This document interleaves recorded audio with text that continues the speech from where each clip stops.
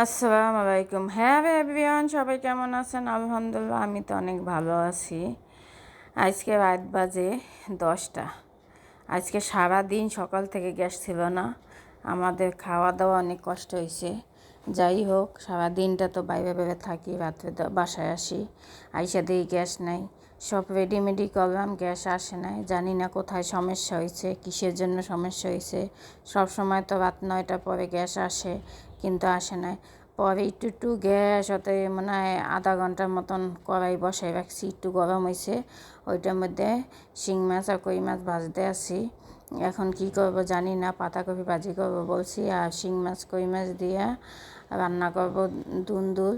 এই দুন্দুল দিয়ে রান্নবো, সব মশলা টশলা রেডি করছি। এখন যদি মাছ ভাজা না হয় জানি না কি হবে। আর এই মাছটা দেখি কতক্ষণে হয় ভাজা, যদি গ্যাস আইসা পড়ে।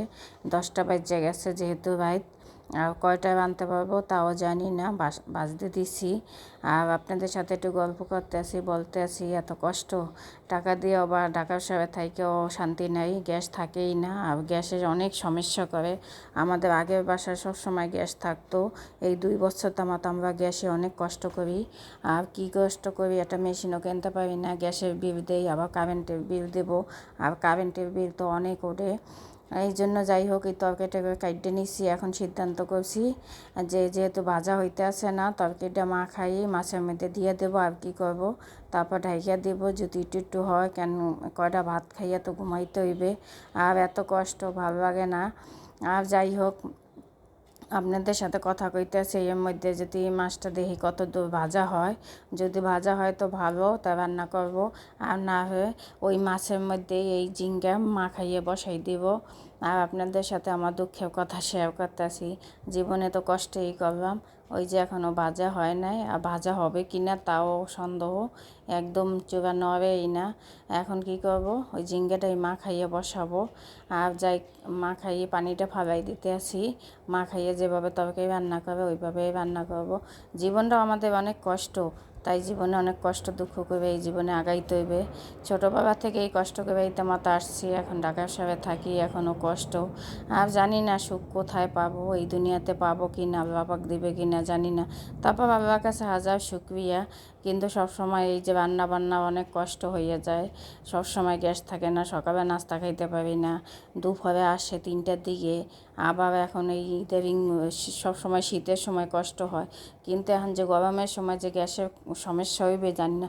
শীতের সময় কয় যে গ্যাস জমে থাকে, এইটা থাকে ওইটা থাকে, কিন্তু গরমের সময় তো গ্যাস জমে থাকার কথা না, কিন্তু গ্যাসে এত সমস্যা করে কী জন্য? আসলে থাকি তো ভালো জায়গায়, এই জায়গায়ও গ্যাসের সমস্যা হয়। আর যাই হোক, এখন কি করব। আর আমি এখানে ঝিঙ্গাটা আর আলু মাখাইয়া একটু হলুদ দিছি, একটু মরিচ দিছি, পেঁয়াজ বাটা দিছি, জিরা বাটা দিছি, রসুন বাটা দিছি, দিয়ে মাখাইতেছি। মাখাইয়া আমি মাছের মধ্যে এইটা সব দিয়ে দেবো, একটু পানি দিয়া, তারপর ডাইকা দিব। আর তারপরে জাল যে জ্বলতে আছে এইভাবে কতক্ষণে হয়। আর ঝিঙ্গা তো হইতে পারে। যাই হোক, আল্লাহ পাক যেভাবে আমাদের রাখে এইভাবেই থাকতে হয়, দুঃখে সুখের জীবন। আর কি করব, ঢাকা শহরে তো এইভাবে ভালো জায়গায় তো থাকি। এই জায়গাও তো গ্যাসের সমস্যা হওয়ার কথা না, কিন্তু আগে নিচতলায় ছিলাম ওই পাশের বাড়িতে, ওই জায়গায় গ্যাসের কোনো সমস্যা ছিল না। কিন্তু আমাদের এই দোতলায় ওঠার পরে এই সমস্যা।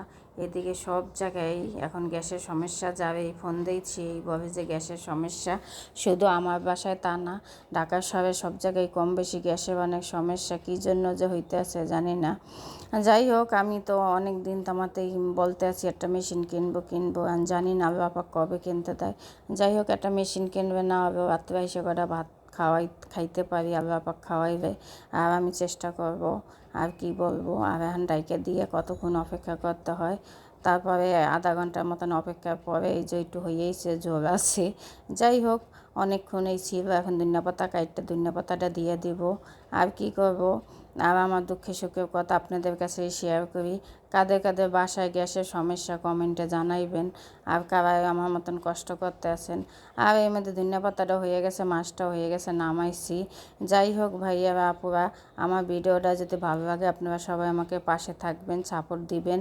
আর সবার জন্য আমার দোয়া ভালোবাসা, যে যেখানে আছে সই সালামতে থাকেন, ভালো থাকেন, আমাদের জন্যও দোয়া করবেন। আর প্রবাসী ভাইদের জন্যও দোয়া, ঈদের অগ্রিম দোয়া ভালোবাসা, সবাই সই সালামতে থাকেন। আল্লাহ।